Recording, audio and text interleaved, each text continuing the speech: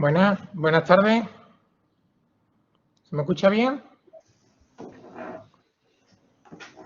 Si alguien me lo puede confirmar. Muy buena, Tristán, ¿se te escucha bien? Estupendo, perfecto. Bueno, muy buenas tardes, José María, muy buenas tardes, César. Bueno, muy buenas tardes a todas las personas que empiezan o que llevan ya unos minutillos esperando en esta sala.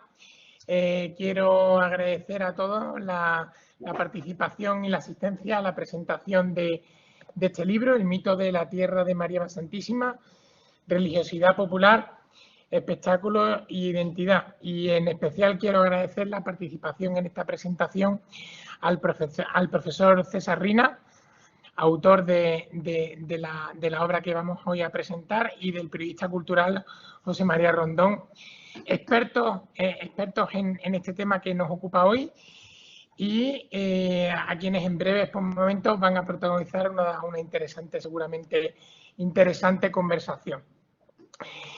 El volumen que presentamos hoy es una sesión, en esta sesión online, es el último título que hemos publicado hasta ahora de la colección Imagen de Andalucía, que del 2006 viene publicando la Fundación Centro de Estudios Andaluces.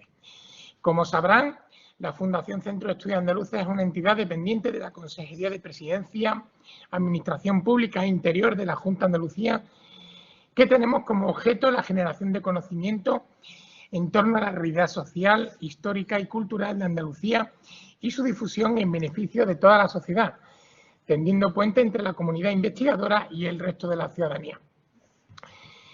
Este año cumplimos 20 años desde que se fundó la Fundación Centro de Estudios Andaluces, que tenemos sobre todo presente y también en su pasado, y estamos profundizando en los aspectos que han jugado un papel decisivo en la configuración de nuestra identidad. En este marco en el que se ubica esta nueva obra de la colección Imagen de Andalucía, que, como comentaba anteriormente, tiene ya 15 títulos publicados, escrita por investigadores de distintas disciplinas y que aspira a desvelar cómo se ha construido la identidad de Andalucía por diferentes agentes sociales y desde distintos ámbitos de conocimiento: el turismo, la publicidad, la música, el arte, la fotografía, el cine o la literatura o los medios de comunicación, entre otros. Se trata de un proceso que, como todos sabemos, no ha estado exento de visiones estereotipadas, típicas, tópicas y simplistas. El deseo y la necesidad de romper con estos tópicos es lo que da origen a esta iniciativa editorial que tantas satisfacciones nos está dando. Quiero recordar que fue el propio César quien hace ya más de 2 años nos propuso abordar con un estudio este tema tan apasionante que hoy nos ocupa. Y tras un fructífero proceso de investigación, síntesis y redacción, finalmente hemos llevado a la publicación de este libro, titulado El mito de la tierra de María Santísima, religiosidad popular, espectáculo e identidad, que tengo aquí en mis manos, que es un maravilloso volumen, que yo estoy seguro que a todos les encantará poder leer. Para saber más respecto a este tema, voy a pasar ya la palabra a José María Rondón, a quien le quiero reiterar nuestra gratitud por haber aceptado y ejercer de maestro de ceremonias en esta presentación. Antes, permítame un apunte técnico de cómo va a desarrollarse la sesión de hoy. Tras las intervenciones de los dos especialistas, abriremos el chat para que puedan, los que lo deseen, hacer llegar sus preguntas o sus consideraciones y las podamos comentar. Muchas gracias a todos y les dejo ya con José María Rondón. Por favor, José María, cuando quieras. Muchas gracias. Estupendo. Muchas gracias, Tristán. También quiero comenzar dando las gracias a todas las personas que nos acompañan. También muchas gracias a César, al que tengo el gusto de ver, aunque sea digitalmente, ya pronto espero pues tener ese contacto físico que tanto echamos de menos, y también dar las gracias a Tristán. Quisiera comenzar mi intervención dando la enhorabuena al Centro de Estudios Andaluces, a Tristán como director y a todo el personal de la Fundación Pública por ampliar la colección Imagen de Andalucía. ampliarla con este nuevo título. Digo ampliar por esta colección porque creo que cumple una misión fundamental para conocer cómo somos, para detectar retos, para detectar desafíos. Es importante reflexionar seriamente sobre cómo nos ven y cómo nos vemos. Y esta colección, como tú bien comentabas, Tristán, desde el año 2006 va cumpliendo este propósito. Nos convoca hoy digitalmente una nueva entrega de la colección Imagen de Andalucía, el número 15, en la que el profesor, el historiador y profesor de la Universidad de Extremadura, César Rina, pone el foco en la religiosidad popular, alumbrada aquí como un fenómeno vivo y contemporáneo, y cuando digo vivo y contemporáneo, como un fenómeno hijo de la modernidad, y que por tanto tiene poco que ver con el tiempo quieto de los fósiles o de las reliquias. César da argumentos de sobra en estas casi 400 páginas que tiene el libro, da argumentos de sobra para fijar a la religiosidad popular como un fenómeno que determina en buena medida la identidad de Andalucía. Y así escudriña en por qué ese arraigo que tiene la religiosidad popular en la sociedad andaluza, y también, por ejemplo, analiza, creo que muy certeramente, el impacto que tiene tanto social, a nivel social, como a nivel personal. Si me permiten el símil, les diré que la propuesta de César, este mito de la tierra de María Santísima, el mito de la tierra de María Santísima, es una especie de viaje por esa tierra de María Santísima, y el resultado viene a ser pues una expedición por una geografía contradictoria. Por ejemplo, César llama la atención en varias ocasiones que el prestigio es una moneda, el pasado es una moneda de prestigio dentro del mundo de la religiosidad popular, pero bueno, a veces no hay tanto pasado como se dice. Por eso es una tierra contradictoria, una tierra llena de significados, profunda de significados y altamente creativa. De ahí que, como apunta César también en su libro, la religiosidad popular sea un fenómeno que ha despertado el interés y la vigilancia de los poderes, ya sea el poder económico, el poder religioso y, por supuesto, el poder político. Cuando se adentren en la lectura del mito de la Tierra Santísima, podrán encontrarse episodios reveladores que están narrados con muy buen pulso narrativo, ¿no? César combina en este libro tanto el rigor del dato como el pulso narrativo, como la divulgación. Algunos de esos episodios yo creo que tienen tintes cómicos. Recuerdo ahora, por ejemplo, la resistencia de la Hermandad de la Macarena a las injerencias del cardenal Ilundain en las décadas de los 20 de la pasada centuria, una resistencia que está plagada de maniobras picarescas, de astucia, y creo que de un control de la masa social, que creo que haría sonrojar al más populista de nuestros líderes políticos actuales. Y también está lleno, por desgracia, de otros episodios, bueno, yo creo que terribles y tenebrosos, ¿no? Por ejemplo, y en ese aspecto César ya ha profundizado, creo que con gran acierto en otras obras anteriores, y aquí sigue indagando en ese carril, en cómo el bando vencedor de la guerra civil, el bando golpista, puso a su servicio todas las manifestaciones de la religiosidad popular para justificar la victoria en la contienda española.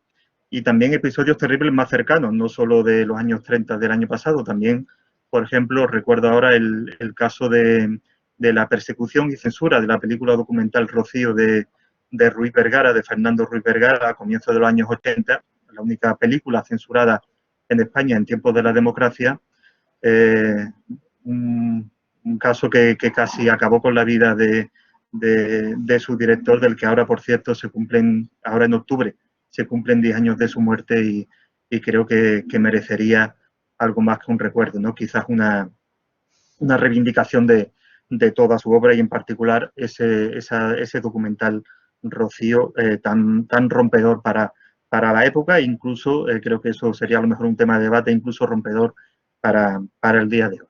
Bueno, en definitiva, acabo en esta presentación donde he querido dar un poco las líneas generales de lo que me ha sugerido la lectura del libro de César.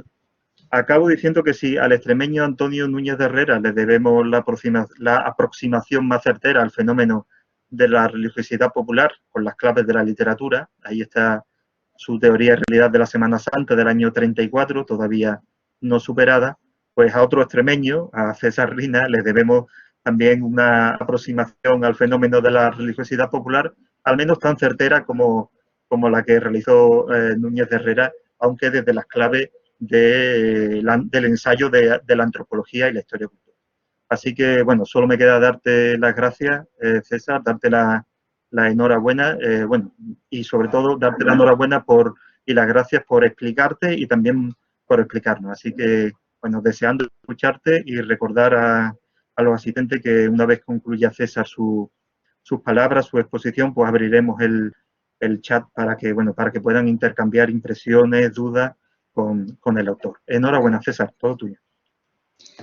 Gracias, José María, y muchísimas gracias a todas las personas que en este día tan primaveral, al menos me imagino que por la Andalucía occidental, al menos en el sur de Extremadura, hoy es un día magnífico para estar en otro sitio, no encerrado ante una pantalla, pero son la situación en la que estamos y por suerte existen estos medios para seguir manteniendo estos hilos de debate.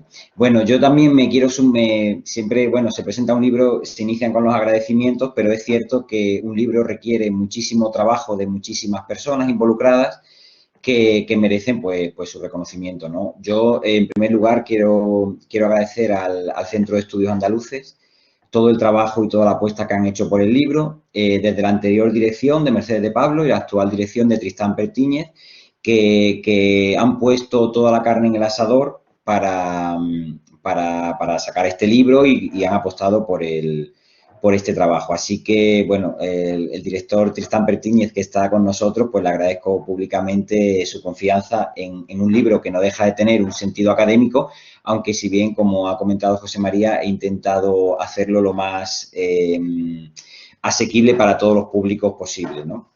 También quería agradecer a todo el equipo del Centro de Estudios Andaluces y especialmente a Rafael Corpas, que coordina la colección, y a Alicia Almarcegui, porque realmente nunca me he encontrado dos personas tan involucradas con el trabajo, leyéndolo, cambiándolo, publicitándolo. Entonces, bueno, también quiero que quede constancia que ha sido una experiencia para mí magnífica y que además me llevo dos grandes amigos. Y por último, como no, a José María, muchísimas gracias. José María además es amigo y es una persona a la que admiro. Antes de conocerle, conocía sus crónicas de Semana Santa, que publicaba en El Mundo, y para mí me ha parecido lo mejor que se ha escrito en las últimas décadas sobre este fenómeno en Andalucía. Y bueno, eso me dio pie a ponerme en contacto con él y empezamos a entablar una buena amistad. Además, José María es un especialista en varios autores de la generación Mediodía, que como saben, la generación Mediodía es una generación literaria vinculada a la órbita, podríamos decir, de la generación del 27, y bueno, y es un gran conocedor de las obras de Núñez de Herrera, Juan Sierra y algún otro proyecto que vendrá próximamente y presentará. Entonces, bueno, pues ahí queda mi agradecimiento. Voy a intentar ser relativamente breve, no quiero extenderme más de media hora, son las 6:15, quiero acabar como a las 7 menos cuarto, con la idea de que todos los amigos conocidos y no conocidos que estáis interesados en el libro, que habéis tenido oportunidad de leer alguna reseña o incluso que habéis tenido oportunidad de leer alguna parte del mismo, bueno, pues que planteéis cualquier tipo de duda, que abríamos un debate, porque como decía José María, una de las ideas o tesis principales del libro es que la Semana Santa es una fiesta moderna, una fiesta contemporánea en todo su sentido, que si bien, por decirlo entre comillas, se disfraza de un pasado barroco, renacentista, ya depende en cada municipio por qué pasado se siente identificado, en realidad habla del nosotros hoy en día, ¿no? Entonces creo que es algo que nos atañe. En el libro, bueno, la Semana Santa en Andalucía cuenta con una trayectoria de investigaciones. De hecho, la Semana Santa en Andalucía es un género literario, por así decirlo, tanto a nivel académico, antropólogos, historiadores, sociólogos, como a nivel literario, ¿no?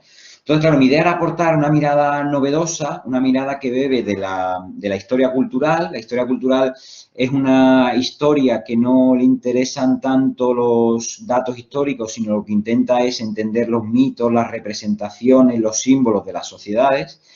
Tiene mucho que ver con la antropología, sin duda. Entonces, mi trabajo, si bien es novedoso, evidentemente soy un enano a lomos de gigantes, ¿no? Y gigantes en la antropología andaluza hay muchos. Podríamos citar Isidoro Moreno, Salvador Rodríguez Becerra, Juan Agudo, Francisco Javier Escalera Reyes, Demetrio Brisset, o más jóvenes como José Carlos Mancha. También historiadores, por ejemplo, soy un lector, un ávido lector de las publicaciones de Rocío Plaza, que está escribiendo muy bien sobre la historia contemporánea de la Semana Santa. Otros historiadores del proceso en otras partes de España, ¿no? Solange Hibbs, Ángel Luis López Villaverde, etcétera. Y, bueno, también quería mencionar que también me baso, aunque es verdad que el libro es de Andalucía, pero en Valencia hay una serie de investigadores que están trabajando muy bien los fenómenos festivos como la Semana Santa. Ahí pienso en Pedro García Pilán, Gil Manuel Hernández o Manuel Alcaraz, que de diferentes perspectivas están, digamos, aportando muchas cuestiones a la Semana Santa, al conocimiento de la Semana Santa. Por poner un poco en antecedentes, podréis pensar qué pinta un historiador escribiendo sobre Semana Santa específicamente, sobre Semana Santa andaluza más específicamente. Pues tiene una explicación relativamente sencilla.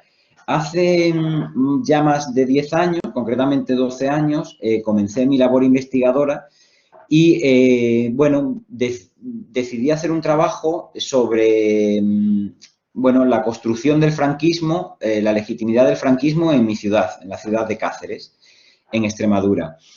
Y bueno, pues ahí me llevó que evidentemente el franquismo se había impuesto a partir de las armas, sin ninguna duda, ¿no?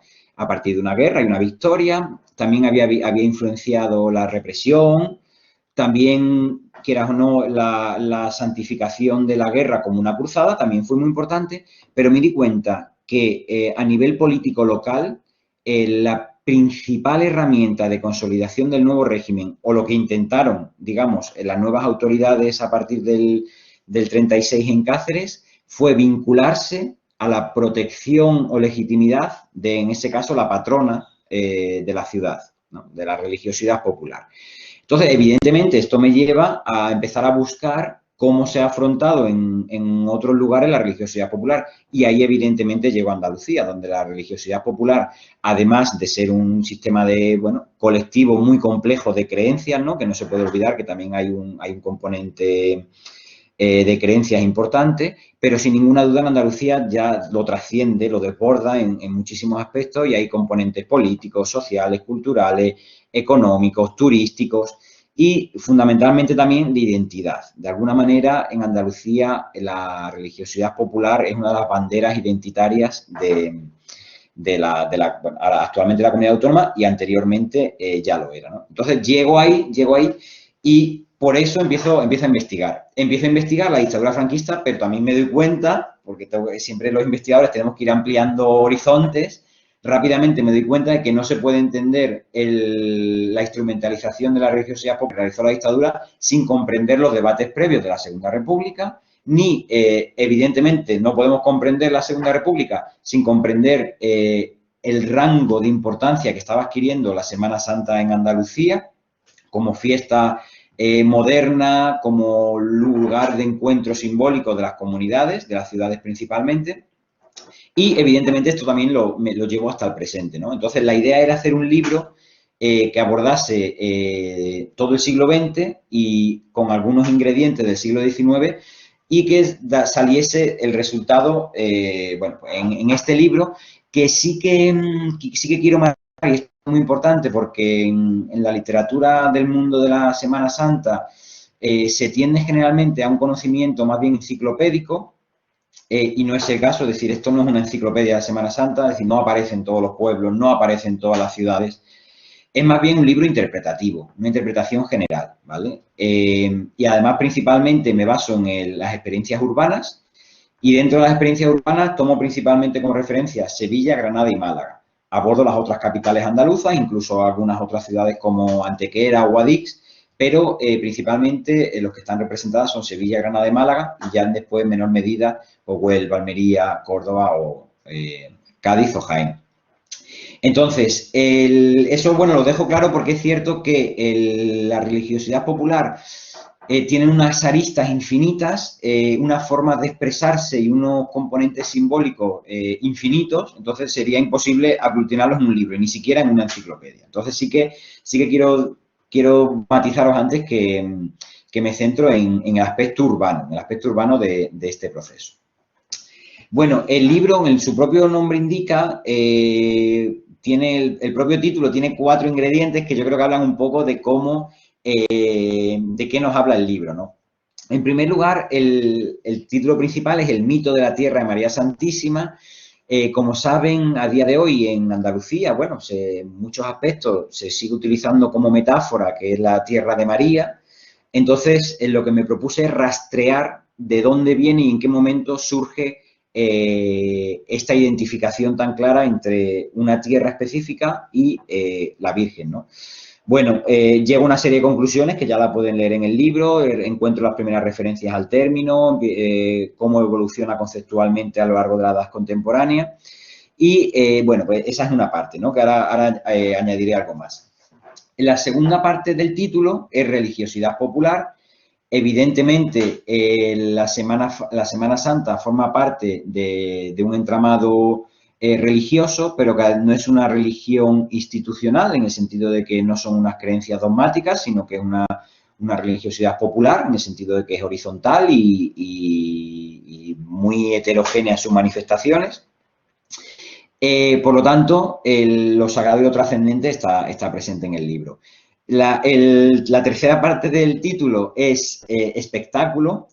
No hay que olvidar que la Semana Santa, además, es una fiesta escénica, es una ópera ciudadana, una ópera urbana, que también tiene una dimensión de espectáculo, de atracción turística. Atracción turística tanto a nivel exterior, es decir, personas foráneas que vienen a visitarla, como a nivel interior, ¿no? Eso no se puede negar el ingrediente espectacular del fenómeno.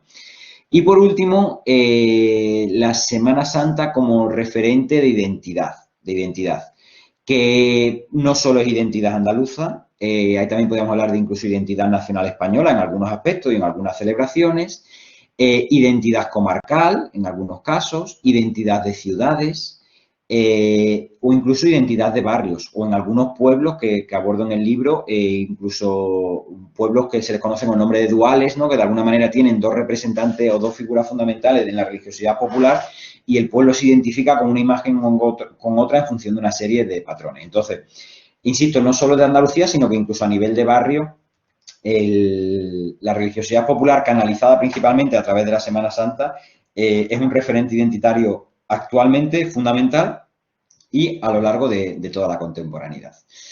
Bien, esta es su importancia en las sociedades contemporáneas que en el libro intento constantemente establecer o determinar, por así decirlo, las tensiones entre 3 fuerzas, 3 maneras, también en su seno muy poliédricas, pero 3 fuerzas y 3 maneras diferentes de entender el ritual. En primer lugar, las instituciones políticas, es decir, las clases políticas desde los últimos 2 siglos han intentado encontrar un escenario de afirmación y de legitimación en la religiosidad popular. No deja de ser, la Semana Santa no deja de ser un encuentro en un espacio reducido y en un tiempo reducido de miles y miles de personas. Entonces, evidentemente, presentarse como las valedoras o como las responsables del rito pues va a ser algo fundamental para todas las culturas políticas, incluso para todas las ideologías. De hecho, también no se puede entender la Semana Santa sin el apoyo institucional y económico, digamos, un apoyo institucional económico.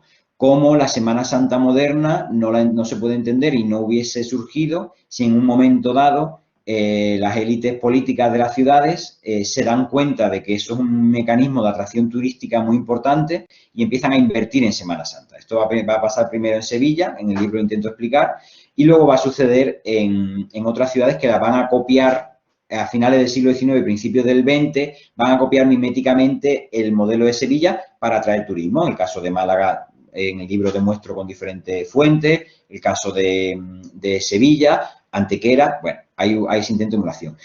Y hay una tercera, el primero es el político, el segundo tiene que ver con la Iglesia y evidentemente la religiosidad popular, desde en el momento en el que surgen las primeras manifestaciones públicas, allá al final de la Edad Media, la religiosidad popular ha estado siempre intentando, o ha estado siempre sujeta a la presión eclesiástica, por así decirlo, por resignificar esos ritos y que esos ritos no solo representen unas cuestiones sociales, identitarias o culturales, sino que también representen un modelo religioso. Entonces, la Iglesia va a ser muy activa y a lo largo de la edad contemporánea va a ser muy activa a la hora de intentar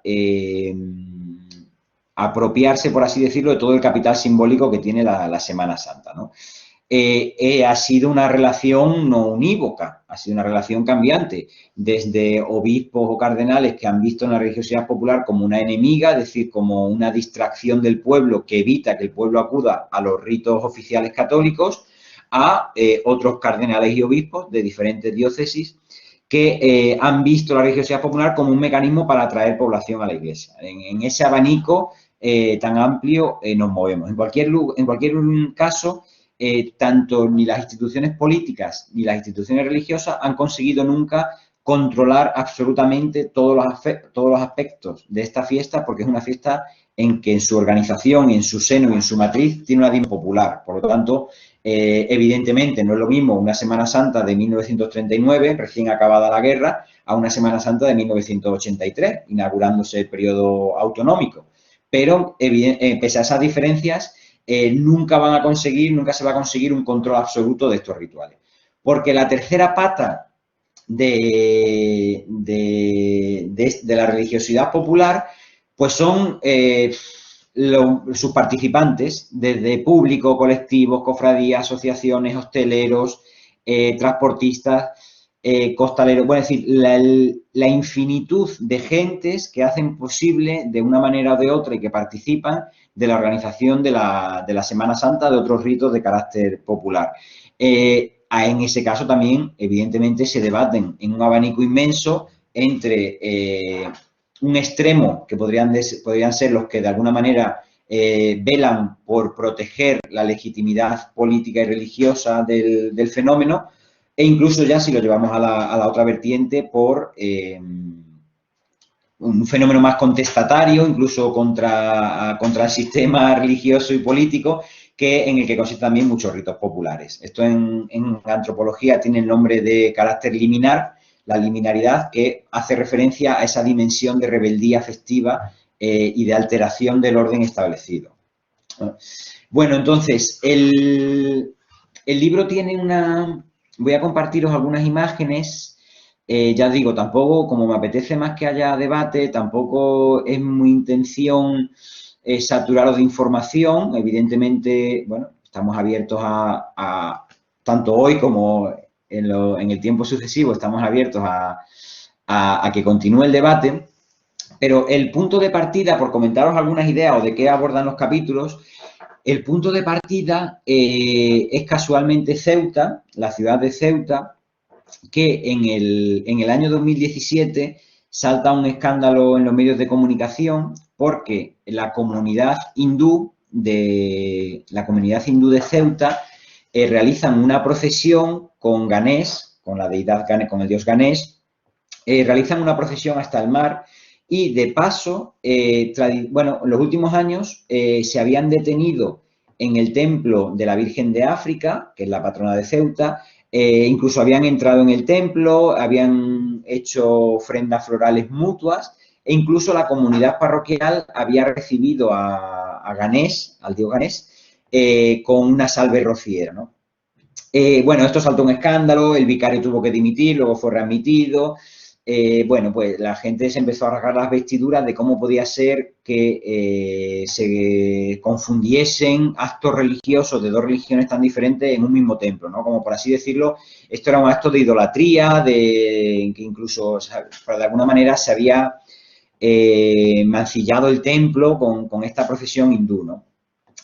Yo creo que explica muy bien el sentido del libro porque en la comunidad hindú de Ceuta, evidentemente, con esta procesión, no estaban reconociendo a la Virgen María como una, bueno, como el ente religioso que supone para los católicos, sino lo que estaban reconociendo a la Virgen de África como patrona y protectora de la ciudad. Es decir, la relación era totalmente identitaria. Nosotros los hindúes sabemos que lo importante, de alguna manera, en esta ciudad tenemos un elemento integrador identitario, que es la Virgen de África, y como tal venimos a recibirla, ¿no? Entonces, yo creo que esto explica muy bien lo que quiero contar en el libro en torno a la identidad que suponen estos elementos. Aquí no estábamos hablando de ningún tipo de confusión religiosa, sino lo que estábamos viendo abiertamente era el reconocimiento, más allá del carácter religioso, el reconocimiento identitario de una imagen. Bueno, entonces, el libro comienza así, con esta anécdota, y las primeras páginas las dedico a explicar un poco qué entiendo por la religiosidad popular, qué entiendo por los ritos, por el horizonte simbólico de las comunidades. Y esto también es un aspecto importante porque, pese a lo que vaticinaron los ilustrados, los racionalistas, los positivistas del siglo XIX, que por de alguna manera pensaban que gracias a la ciencia y al conocimiento científico y tecnológico el mundo iba a prescindir de los elementos rituales y simbólicos, lejos de esta creencia confirmarse, ha sucedido todo lo contrario. Es decir, el mundo científico y tecnológico de hoy en día está sediento de rituales, de simbolismo, de horizontes culturales compartidos. Y la religiosidad popular y el auge de la religiosidad popular en Andalucía, principalmente en las últimas décadas, se explica por esta cuestión. Porque ante las incertezas de la globalización o ante las diferentes crisis sociales, políticas y económicas, el ser humano de alguna manera se agarra a la comunidad a través de sus ritos y sus representaciones. Por lo tanto, el rito no es algo exactamente fosilizado, como ha empleado José María una metáfora muy interesante, no es un fósil del pasado, sino que tiene un sentido en el presente y significa algo en el presente. Y de hecho, la Semana Santa, pese a sus apariencias arcaizantes, antiguas, ha mantenido su vitalidad en el presente, evidentemente porque ha estado muy conectado a los problemas contemporáneos. Si hubiese sido una rémora del pasado, evidentemente se hubiese desaparecido. Bien, continúa en el libro abordando la idea del concepto de la tierra de María Santísima, como anticipé cuando hablaba del título. Bueno, esta es una imagen de un artista. En el libro hay el libro, como se llama la colección Imagen, está cargado de fotografías y de imágenes de artistas y fotógrafos que han cedido voluntariamente para su reproducción, pero que no son muy significativas. Está concretamente de Agustín Israel. Me interesaba mucho saber de dónde venía esta idea de que Andalucía o España, va a depender en qué momento, son la tierra de María Santísima. Bueno, pues evidentemente me pongo a investigar y en primer lugar voy a encontrar que todos los países católicos a mediados del siglo XIX aproximadamente, todos creían de alguna manera que su tierra estaba bendecida de manera especial por la Virgen María. Es decir, en ese sentido, ni Andalucía ni España son una peculiaridad, sino todo lo contrario. Todos los países católicos van a defender de alguna manera, los publicistas católicos van a defender esta cuestión. Pero mi sorpresa llega cuando me pongo a investigar y a rastrear qué significa esto de la tierra María Santísima y encuentro que el término tiene un origen romántico en los viajeros románticos que visitan Andalucía en la primera mitad del XIX y no se refieren a una cuestión religiosa, sino que por la tierra María Santísima se están refiriendo a los tópicos o mitos del romanticismo en Andalucía, ¿no? El casticismo, las Cármenes, los toreros, los tablaos, las gitanas, los Don Juanes, las cigarreras. Es decir, por tierra de María Santísima no estamos hablando de un elemento religioso, sino de una imagen, de un tópico cultural. Bueno, de hecho, la obra más conocida que lleva este título de Benito Mas y Prats, de 1889, La tierra de María Santísima, no es un libro de religión, es un libro folclórico, de estudio folclórico. Bien, entonces, el término salta de los viajeros románticos, salta a los periodistas, los escritores ya españoles. Independientemente se refieran a España, Andalucía o a Sevilla, Granada, Córdoba, durante bastantes décadas el término va a seguir refiriéndose a una cuestión casticista, una cuestión, insisto, de tablao, gitana, flamenco, etc. El término se empieza a cristianizar, sobre todo en los debates políticos, religiosos durante el sexenio revolucionario, entre 1868 y 1874, y ya hay los publicistas católicos que además están en un proceso de transformación, porque de alguna manera la Iglesia se había mantenido en cierta manera al margen de los mecanismos modernos.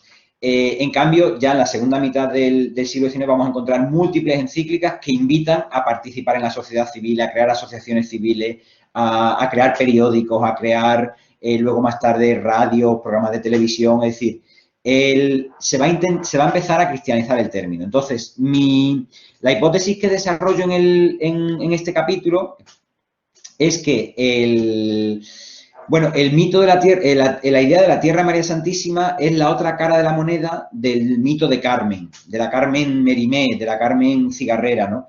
De alguna manera es la cristianización de ese mito de mujer indómita, de mujer que atrae pasiones. En el caso de la tierra María Santísima va a traer pasiones, pero desde un referente religioso, ¿no? Aquí, por ejemplo, os muestro un cuadro que me encanta y que los que hayan visitado Badajoz, por ejemplo, José María Rondón, lo conoce también, un cuadro espectacular de un tamaño, un mural, bueno, pues de un pintor extremeño que se llama Antonio Juez. Bien, entonces, dicho esto, abordo también, bueno, ¿qué entiendo por lo que es religiosidad popular? En este sentido, me baso en la obra fundamental, o la obra que abre un abanico infinito de interpretaciones, que es Sevilla, teoría y realidad de la Semana Santa, que es una obra escrita en 1934, que por determinadas circunstancias pues, pasó desapercibida durante décadas, pero que es un auténtico monumento para interpretar y conocer la Semana Santa. Pero también me baso en otro tipo de autores, ¿no? Por ejemplo, el que también se está hablando ahora mucho de él, de Chávez Nogales. Chávez Nogales es también uno de los grandes intérpretes, Manuel Chávez Nogales, de la religiosidad popular.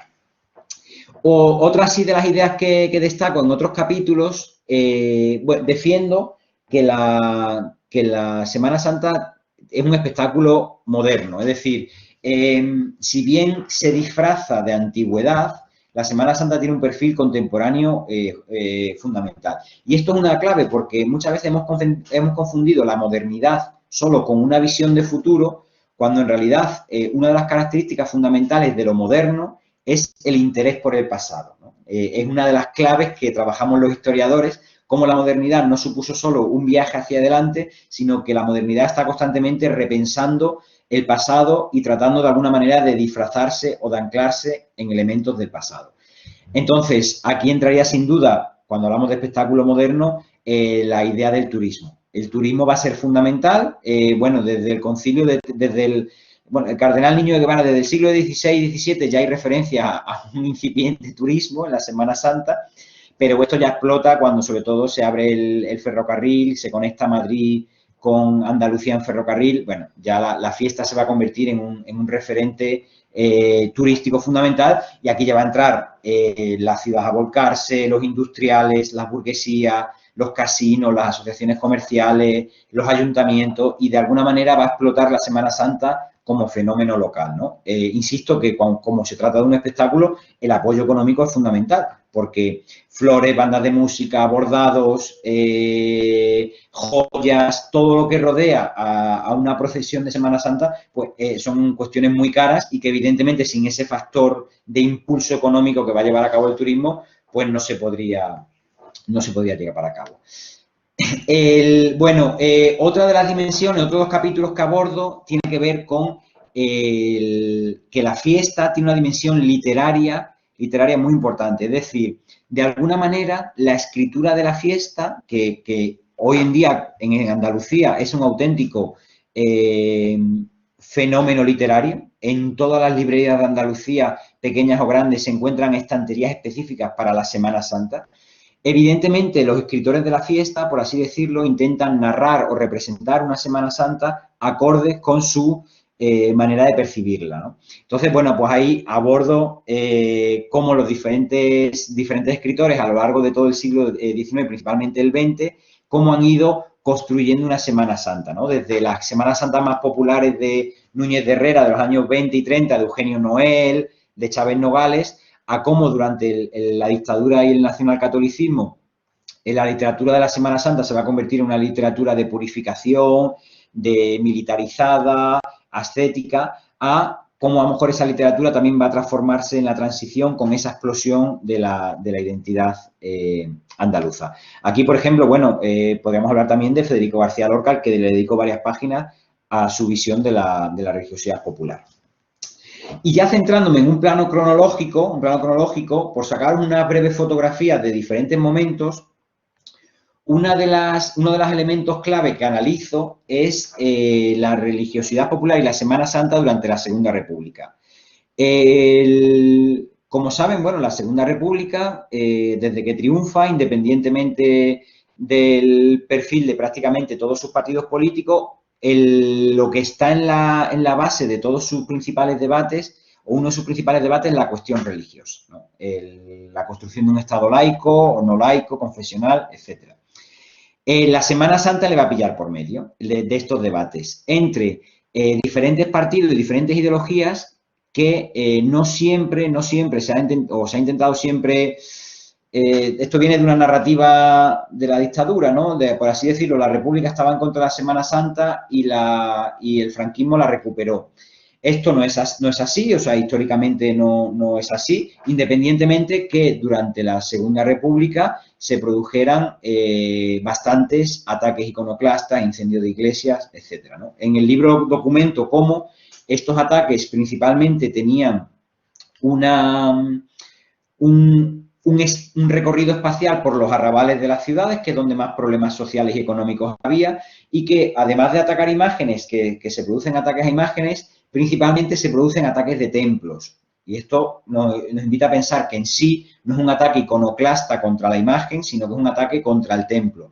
Claro ejemplo es que, por ejemplo, en ciudades como Sevilla, los azulejos que había dedicados a la Macarena, Poder o a otras imágenes no fueron atacados, ¿vale? Sí, se quemaron templos, pero no se atacaron. En cualquier caso, le dedico bastantes páginas a este fenómeno. Y, bueno, ha sido muy estudiado, por Isidoro Moreno y otros investigadores, el caso específico de la salida de la estrella en 1932. ¿Saben? Bueno, hay un boicot de los partidos antirrepublicanos a la República, y la manera de hacer el boicot es, si hay República, no hay Semana Santa. Entonces, esto ha generado también mucha literatura. Yo poco he podido aportar más de lo que está escrito, pero sí he podido documentar los esfuerzos de las autoridades republicanas de de Sevilla, por que la Semana Santa saliese, porque se celebrase con normalidad, apoyándola y subvencionándola, ¿no? Entonces, bueno, pues vemos que una de esas hermandades fue la de la estrella. Ya por pasar en la época, durante la guerra y la dictadura franquista, dedico un capítulo a lo que denomino la movilización de las vírgenes, cómo de alguna manera el franquismo, para conseguir apoyos sociales y presentarse como el perpetuador de la comunidad o como el protector de la comunidad, se va a amparar en los principales iconos religiosos e identitarios de cada ciudad. Y evidentemente van a aprovechar todo el recurso mariano. Se van a fundar hermandades con nombres como Paz y Victoria, se van a ofrecer coronas como la Macarena o la patrona de Granada, la Virgen de la Angustia, van a ofrecer su corona para su guerra. Bueno, vamos a encontrar diferentes mecanismos de relación con las imágenes, salidas extraordinarias, acciones de gracias, actos de purificación, que, bueno, pues explican esta relación. Durante la dictadura franquista, y ya por ir acabando, me voy a hacer luego 3 minutos más, pero bueno, me vais a permitir porque es muy difícil concentrar 400 páginas con todo lo que quiero decir. Durante la dictadura franquista, al menos durante las primeras décadas, yo reconozco 3 principales procesos. Uno es el de fascistización, es decir, como saben, hasta el año 45 el régimen de Franco asume muchos símbolos y prácticas heredadas de los fascismos, tanto italiano como el alemán, y evidentemente la Semana Santa va a tener una dimensión fascista en esos años de exaltación del nuevo régimen, del nuevo Estado, etcétera, ¿no? Evidentemente no se saludaban con el brazo en alto las imágenes, no conmemorando en sí la imagen, sino el Estado. Ese proceso va a acabarse porque la línea fascista se agota por una serie de condicionantes en el 45, pero van a perpetuarse dos modelos. Uno es la militarización, es decir, la Semana Santa se convierte en un desfile militar en prácticamente todas las ciudades. Ya venían participando de antes, pero esto ya explota durante la dictadura franquista y va a ser un ingrediente fundamental que incluso explica cierta lejanía en los años 60 y 70 de la sociedad andaluza de la religiosidad popular, ¿no? Porque lo siguen identificando como un desfile de militares, de medallas o de recuerdos de la guerra.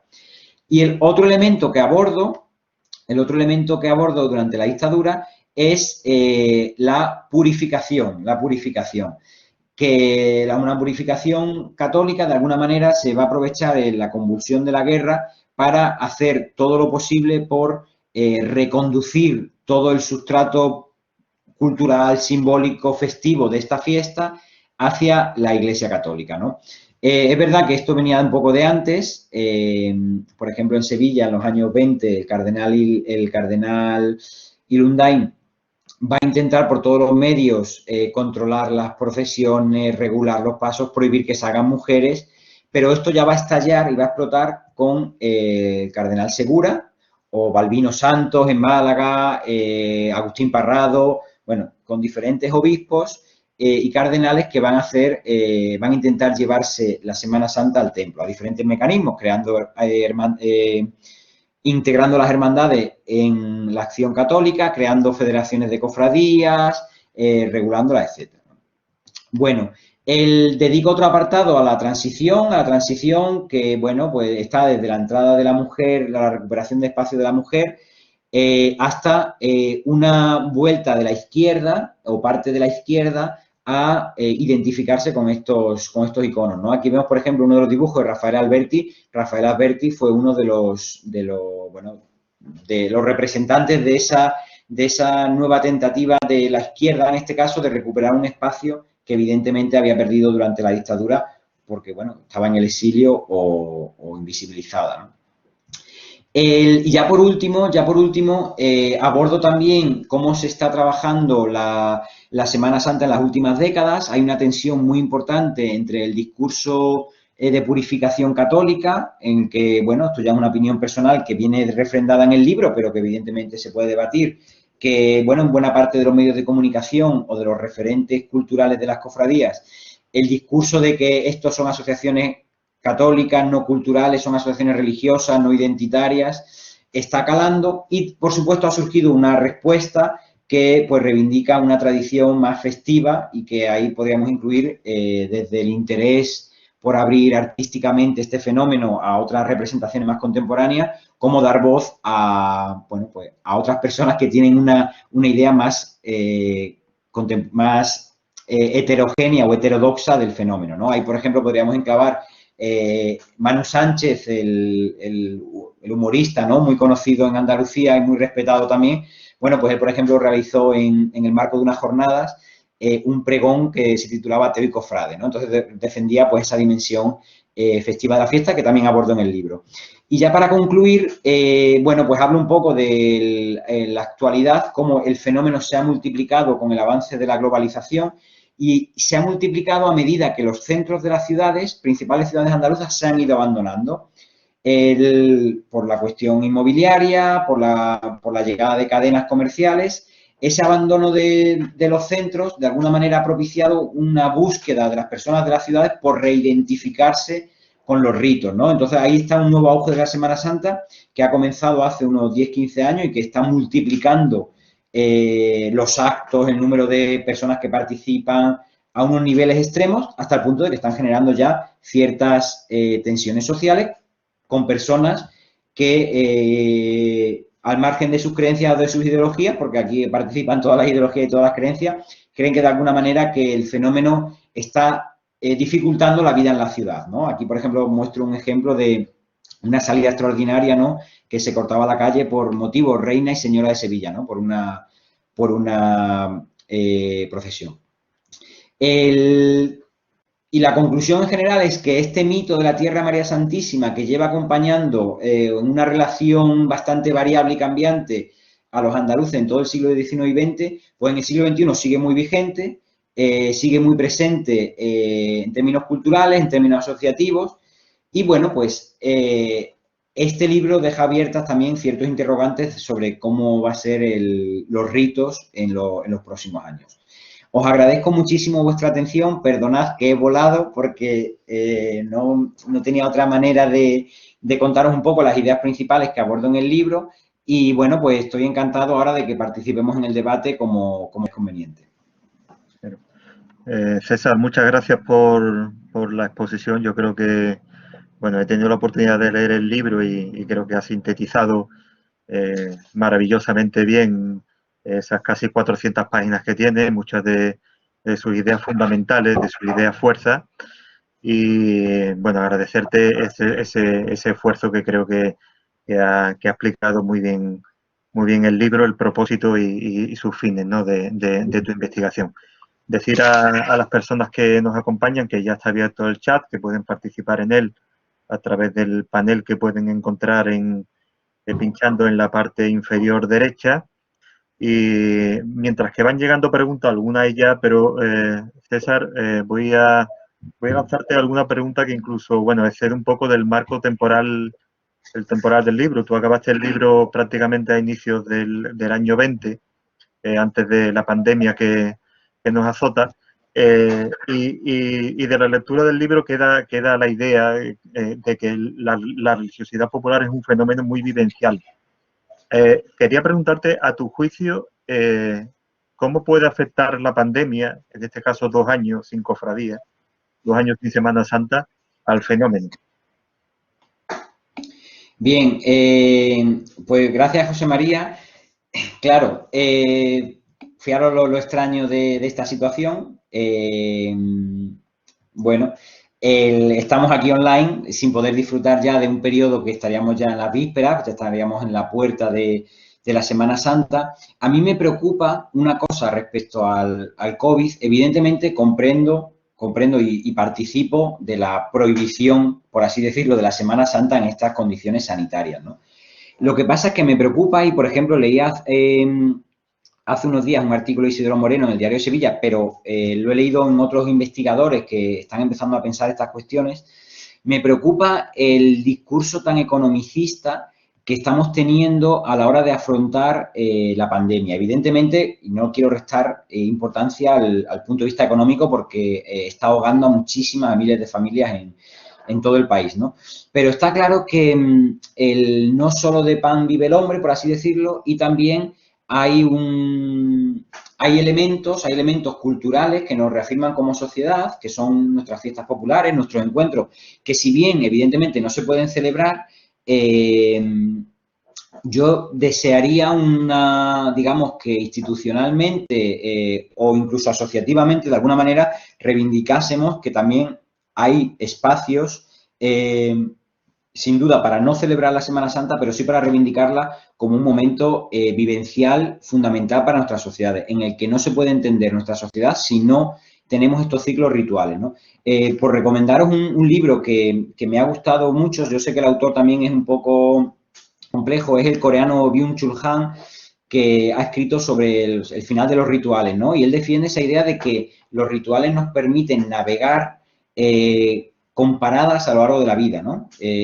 Transitar un océano con diferentes paradas, ¿no? En el momento en el que desaparecen los rituales y todos los domingos se convierten en centros comerciales, esos ciclos, esas paradas son muy peligrosas. Entonces, ¿qué pasará después? No lo sé, ¿no? Es verdad que el otro día lo hablamos así entre amigos, que puede que esto resurja hasta con más fuerza, ¿no? Porque esa necesidad vivencial, esa angustia y esa ansiedad por tener contactos personales, evidentemente en Andalucía una de las maneras para conectarse y para relacionarse son las hermandades. Esto pasa en todos los pueblos y ciudades andaluzas y no solo andaluzas, ¿no?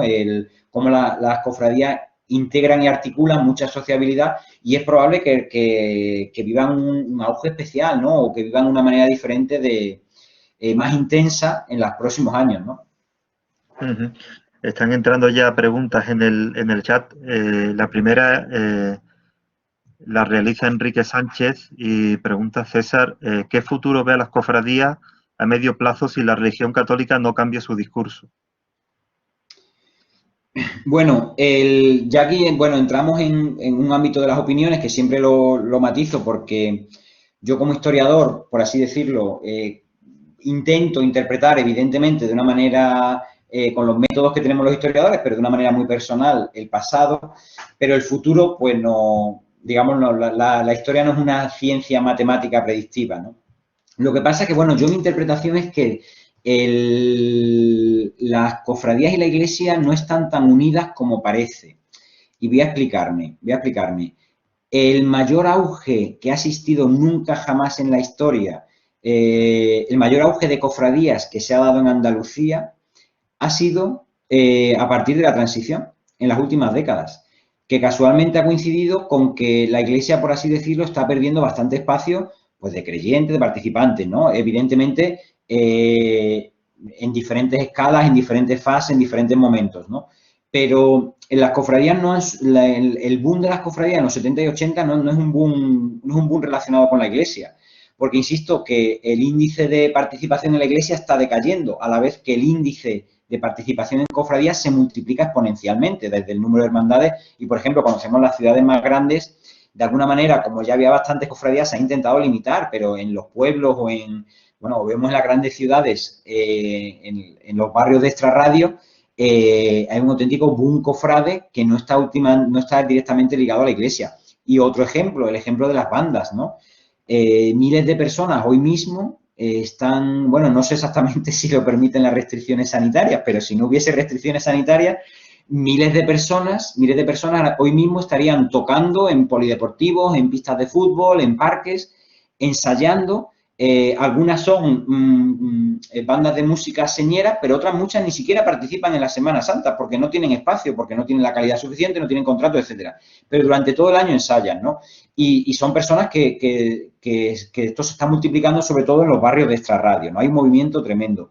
Esto a mí me hace pensar que la vitalidad de la Semana Santa no depende tanto de la relación que tiene con la Iglesia. Entran muchas felicitaciones, César, dentro del chat por tu exposición y por el libro. Te la traslado y también algunas preguntas. Javier Escalera señala, exponente de la vitalidad de la Semana Santa es el fenómeno de las cofradías paralelas. Fuera del control, entiendo cofradías paralelas como a lo mejor el fenómeno de las cofradías piratas, ¿no? Fuera del control de la Iglesia y los grupos de poder. ¿Qué tienes que decir sobre ellas? Bueno, pues ahí Javier ha dado un punto clave, ¿no? Que explica esta vitalidad de la Semana Santa al margen, por así decirlo, o en paralelo, porque no quiere decir el margen total, sino en paralelo, que son las cofradías piratas, ¿no? Yo ahí en el libro, creo que en algún momento me refiero a ellas, pero no puedo referirme mucho porque no generan documentación. Es decir, no suelen salir en los medios de comunicación, que ese es, entre comillas, uno de los problemas, ¿no? Que, por así decirlo, los medios de comunicación solo toman en consideración, la mayoría de medios de comunicación solo toman en consideración las cofradías oficiales, ¿no? Entonces, pero yo me he llegado a encontrar, como propio Javier o cualquier asistente, me he llegado a encontrar auténticas procesiones con un tamaño, hombre, no de Semana Santa, pero con un tamaño grande, que eran piratas y no generan documentación. Pero sin duda esto explica cómo de alguna manera hay un empuje por muchísimas personas por participar, por crear hermandades, crear asociaciones, y además es algo que ha sucedido históricamente. Por ejemplo, en la época de los años 20, que es otro de los boom cofradieros bueno, conectado con el regionalismo y una serie de ideas, ahí también empiezan a surgir muchísimas cofradías, que lo sé porque en el arzobispado empieza a prohibir una tras otra, ¿no? Y prohibirlas con argumentos desde que son niños, que son adolescentes, que no van a iglesia, que no van a misa y que no quieren saber nada de la iglesia, a con otros argumentos como que en ellas hay organizadores que son homosexuales. Pero que ese boom que hay actualmente de las cofradías piratas o paralelas es muy interesante porque no sabemos dónde va a llegar, ¿no? Al hilo de la pregunta de Javier Eusebia, dice, al hilo de lo que escribe Javier Escalera, también observo un mayor control de la Iglesia y de la derecha ultraconservadora de las cofradías oficiales. ¿Está de acuerdo? Bueno, yo en el libro defiendo, que es algo a debate, que en las últimas décadas, bueno, principalmente a partir de los 90, la hipótesis que defiendo es que las cofradías en los 80 habían tenido una dimensión un tanto más transversal, incluso ideológicamente, ¿no? Como de alguna manera diferentes partidos de izquierda reivindicaron también su pertenencia al rito y su ganas de participar en la Semana Santa. Y a partir de los 90, en un doble proceso, por un lado, abandono de la izquierda y por otro lado, apropiación de, bueno, pues de los grupos más conservadores, yo sí que veo que las directivas de las hermandades, que no las hermandades en sí, no los miles de personas que componen las hermandades, sí que las directivas de las hermandades están en ese punto, en un discurso bastante poco integrador de la diversidad que representan en sí sus cofradías. Y hoy, por ejemplo, hay también muchos ejemplos que se pueden traer al caso. Yo, por ejemplo, a modo de información, en las revistas, periódicos, libros, programas de radio, programas de televisión en los 80 y los 90 participaban voces muy dispares, y hoy en día en los principales programas de radio y televisión cofradiero han asumido un discurso que identifican estrictamente la religiosidad popular y las cofradías con la Iglesia Católica y con un ámbito conservador. Entonces, es verdad que ese espacio de heterogeneidad hoy en día creo que es menor, pero insisto que hay excepciones y que es un punto matizable y debatible. Alberto Egea Fernández Montesinos te da las gracias, César, por esta gran obra para la colección del centro. Me gustaría preguntarte si esa proyección política que has analizado en el caso del periodo franquista también lo has hecho en este libro para el periodo democrático. Y si es así, ¿cómo difiere del periodo anterior y si coincide con lo que ocurrió durante la Segunda República? Bien, pues hay Alberto que también es pues conoce bien los entramados de investigación que he elaborado. En el libro me ocupa más espacio la dictadura franquista, porque creo que en la dictadura franquista se construyen una serie de relatos mucho más potentes que no me han permitido, digamos que no en el ámbito de la transición requerirían mucha más investigación de archivo, lo cual también es complicado porque, como sabes, la investigación de archivo, cuanto más nos acercamos al presente, es más compleja y más complicada, ¿no?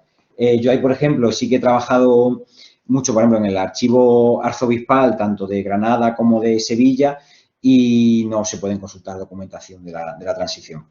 Entonces, sí que hay ciertos paralelismos y sí que hay cierta diferencia, ¿no? Paralelismos, pues, por ejemplo, en las principales ciudades andaluzas y especialmente en Sevilla, en la época de la transición, pues se seguía debatiendo si salir o no salir. Algunas cofradías realizaban plantes. Como saben, algunas cofradías paran los pasos ante las autoridades. Pues si las autoridades eran de determinados partidos políticos de izquierda, pues no se paraban las cofradías. Es decir, sí que hubo esas tensiones. Lo que pasa es que estaba tan consolidado el modelo identitario de la Semana Santa, que es un poco lo que defiendo, ¿no? Que por mucha tergiversación que se intente, como intentaron los partidos antirrepublicanos durante la Segunda República, era tan importante el fenómeno identitario de la fiesta que no lo podían controlar, Y de hecho, por ejemplo, la Segunda República, en el año 35, cuando ya gobiernan las derechas, la Semana Santa vuelve. Sigue habiendo pequeños núcleos, principalmente carlistas, que están en contra de la Semana Santa durante la República, pero es una fuerza incontenible, ¿no? En el libro también reconozco que la transición, digamos, se debe abordar de manera... hay todavía mucho espacio de investigación, tanto histórico, cultural como antropológico, porque evidentemente en la transición se genera una serie de dinámicas en las que seguimos hoy vigentes.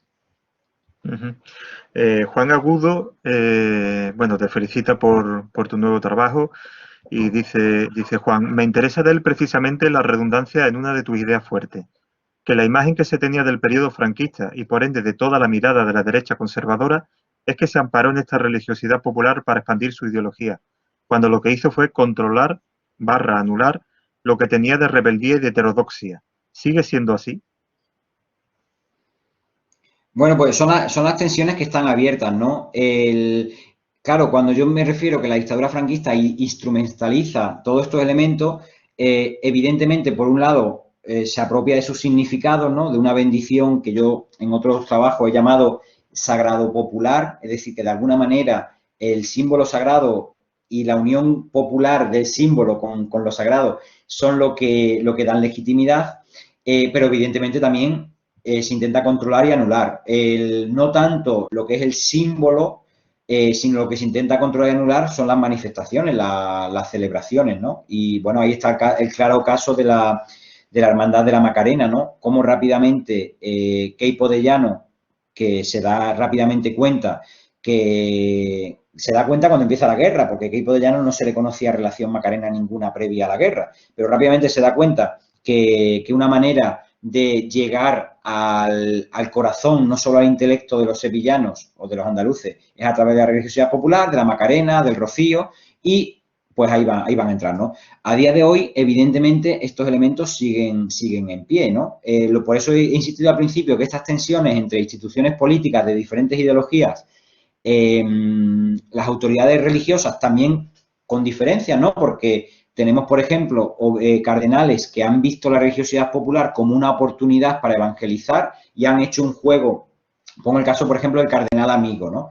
El cardenal Amigo ha hecho un juego de doy para que me des. De alguna manera, yo te corono la Virgen, pero tú demuestras espiritualidad, ¿no? Y hay otros cardenales u obispos que han dicho que esto es un auténtico disparate y que le saquen de aquí porque no entienden nada, ¿no? Entonces, hay también múltiples tensiones internas dentro de la Iglesia y, por supuesto, los participantes. Y por mucho que se intenta controlar y anular, es cierto que es imposible por el carácter festivo y popular del acontecimiento. Aunque sí explico en el libro que la fuerza performativa de construir la realidad que tienen los medios de comunicación, los blogs, las redes sociales, yo ahí veo un predominio de lecturas bastante controladoras que a mí personalmente me asustan de cara a los jóvenes, ¿no? De alguna manera que los jóvenes beban y aprendan solo una manera ortodoxa de celebrar la fiesta. Étnica, buenas tardes. Me consta que la pregunta es muy extensa, pero me gustaría saber, grosso modo, qué principales diferencias ha encontrado en la celebración de la Semana Santa en los 3 núcleos urbanos principales analizados en el libro. Sevilla, Granada y Málaga. Te da las gracias, César, y la enhorabuena por la obra. Bien, pues hay diferencias, pero fijaros, hay ciertas similitudes, diferencias porque son espacios diferentes con imaginarios, con ideas de tradición diferentes, por lo tanto hay muchísimas diferencias, ¿no? Pero hay un punto que las une. En Sevilla, esto bueno, lo ha trabajado Rocío Plaza para el final del siglo XVIII, principio del XIX, pero sobre todo a mediados del siglo XIX, en Sevilla se construye una Semana Santa pensada para el turista. De alguna manera, las instituciones públicas apoyan y crean un entramado turístico, o sea, de viajes en tren, hoteles, alojamiento, etcétera. Entonces, de alguna manera, la ciudad representaría una gran ópera con turistas que serían espectadores, ¿no?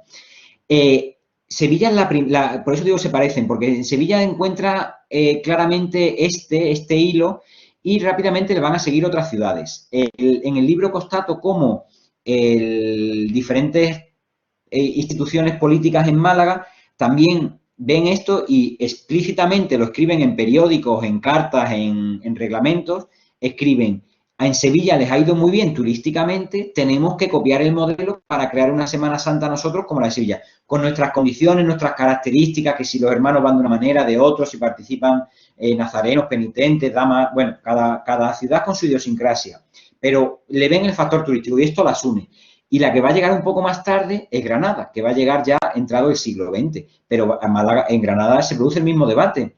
Digamos, la burguesía en combinación con las autoridades políticas, empiezan a decir que a Málaga y Sevilla les va muy bien, y entonces nosotros que somos Granada, que tenemos un paisaje espectacular, que tenemos el Realejo, que tenemos el Albaicín, ¿cómo no vamos a tener nosotros una Semana Santa? Y empiezan a fomentar una Semana Santa que al principio es como un museo, porque como no hay hermandades, no hay, pues es una especie de representación de la pasión con pasos, y de ahí ya van a ir surgiendo luego cofradías. Pero lo que las une, yo creo, es la idea de construir un espectáculo moderno que, por un lado, atraiga a turistas y, por otro lado, sea a nivel interno un referente identitario.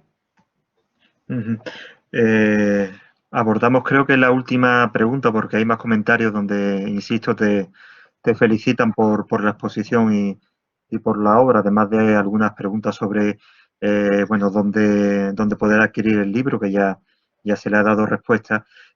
Solan Hips dice: enhorabuena, querido César, por esta presentación y por tu acercamiento a la historia cultural que permite abarcar la historiografía de la Iglesia desde prismas enriquecedores.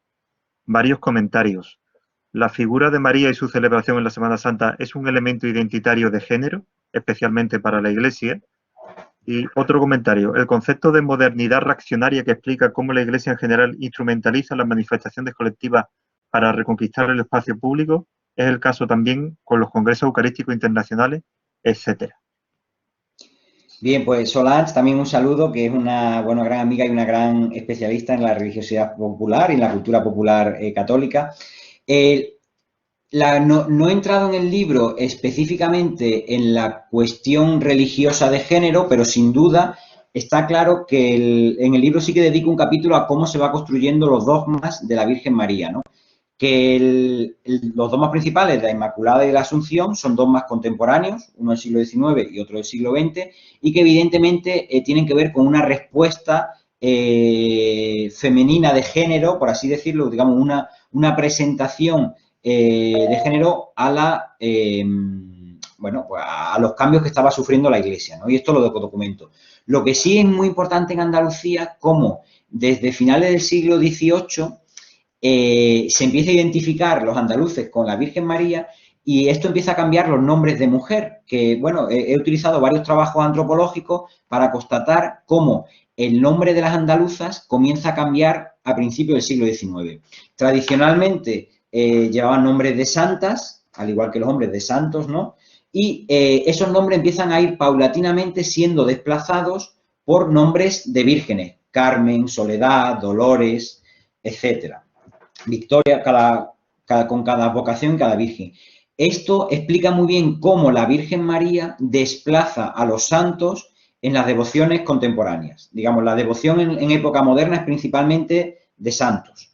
Y a partir de finales del XVIII y principios del XIX comienza a avanzar el culto a la Virgen María, y esto va a permitir, insisto, que, por ejemplo, las mujeres empiecen a llevar el nombre de la Virgen María, diferentes advocaciones. Y esto llevado al día de hoy, por ejemplo, cómo predominan muchísimos nombres de mujer en la sociedad andaluza que están vinculados a sus advocaciones. Por ejemplo, en el caso de José María Rondón, que nos está presentando, que él es de Cantillana, un pueblo más con una significancia en la religiosidad popular muy importante. Pues hay dos hermandades, Pastora y Asunción, y muchas mujeres se llaman Asunción. En Sevilla hay muchísimas mujeres que se llaman Macarena, en Málaga Victoria, etcétera, ¿no? De alguna manera, al nombrar a la mujer, se está identificando con con la divinidad de la Virgen en este caso, ¿no? Y en el caso de los congresos eucarísticos que comenta Solange, pues sí, es un mecanismo muy similar. Es decir, la Iglesia en cierto momento pasa de recelar del espacio público a intentar conquistarlo, de alguna manera. Es decir, aquí hay que empezar a participar, a tener manifestaciones, y una de ellas, evidentemente, pues va a estar relacionada con la religiosidad popular. Bueno, pues solo a 7:15 llegamos al final. Excusar ya al final del acto, como cierre, al director del Centro de Estudios Andaluces, a Trizán Pertíñez, que bueno, que tenía un compromiso ineludible ahora a las 7 y no ha podido quedarse al final del acto. Ha estado ahí hasta el último momento, pero ya bueno, el deber llamaba, ¿no? Y no ha podido cerrar el acto como teníamos previsto. Decir a los participantes que tienen en el chat un cuestionario de valoración del Centro de Estudios Andaluces, bueno, donde bueno, si tienen la gentileza de rellenarla, pues será de mucha utilidad, ¿no? Para el Centro de Estudios Andaluces. Y César, pues si te parece, un último comentario, una última valoración para cerrar el acto, y por supuesto agradecer a todos los asistentes bueno, la atención y la compañía en este acto de presentación de el mito de la tierra de María Santísima. César, a todos, al centro, y especialmente a ti, que siempre, bueno, pues eres tan generoso conmigo, tanto en lo profesional como en la amistad.